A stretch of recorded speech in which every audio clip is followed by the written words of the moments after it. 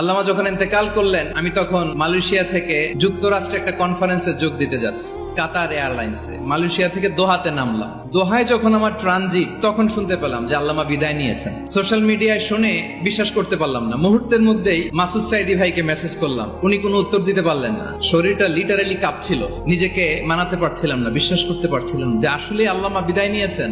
In the mean time আমার second flight দোহা two new York, 12 ঘন্টার ফ্লাইটে উঠলাম, ইন্টারনেট থেকে বিচ্ছিন্ন হলাম। নামার পরে শুনলাম আল্লাহু আকবার, যেখানে ওনাকে কবরস্থ করার কথা ছিল সেখানেও কবর দিতে দেয়া হয় নাই। ছবিগুলো দেখতে লাগলাম, হাসি মাখা মুখ, হাসি মাখা নিথর দেহটা।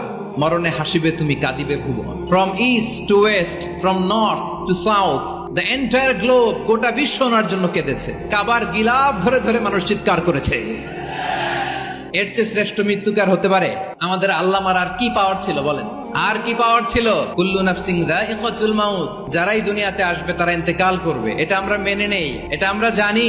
কিন্তু অবাক করা বিষয় হচ্ছে আমরা আজও জানি না আমাদের আল্লামার মৃত্যু কি স্বাভাবিক হয়েছে নাকি এটা পরিকল্পিত মেডিকেল কিলিং ছিল।